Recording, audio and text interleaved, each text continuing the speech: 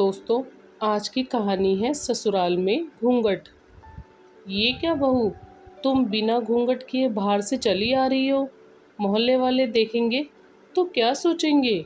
हमारी इज्जत का ज़रा भी ख्याल नहीं है तुम्हें? हमारे खानदान में बहुएं बिना घूंघट बाहर नहीं निकलती। कितनी बार समझाया है तुम्हें, पर तुमने तो सास की बात ना मानने की कसम खा रखी है।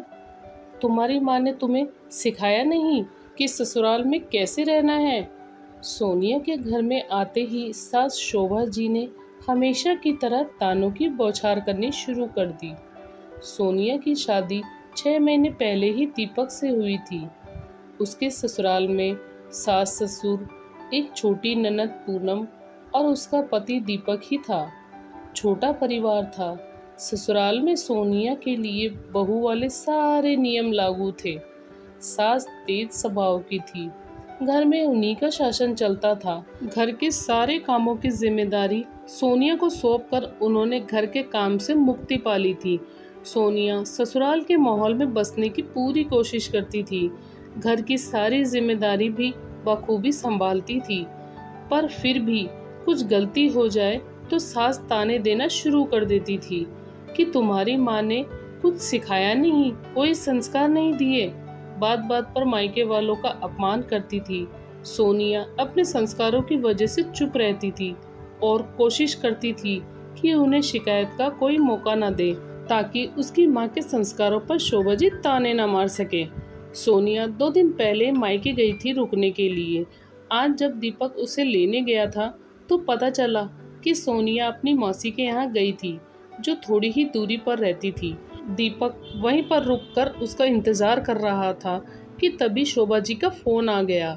दीपक उन्हें बताता है कि सोनिया अपनी मासी के यहाँ गई है। उसके वापस आते ही हम दोनों घर के लिए निकलेंगे। ये सुनकर शोभा जी का गुस्सा 7वें आसमान पर पहुंच गया कि बिना उनकी इजाज़त के वे किसी रिश्तेदार के यहाँ कैसे चली गई। फ़ोन पर दीपक से न जाने क्या बात हुई। दीपक सोनिया को लेने उसकी मौसी के घर पहुंच गया। वो बहुत गुस्से में था। वहां जाकर वो सोनिया को भला बुरा कहने लगा और तुरंत ही वहां से चलने को कहा। वहां उसको अचानक से इस तरह आया देखकर सभी आश्चर्यचकित थे। सब ने उसे समझाने की कोशिश की तो उनको भी अपशब्द कहने लगा। बेचारी सोनिया के शर्म और अपमान के कारण आंसू नहीं रुक रहे थे।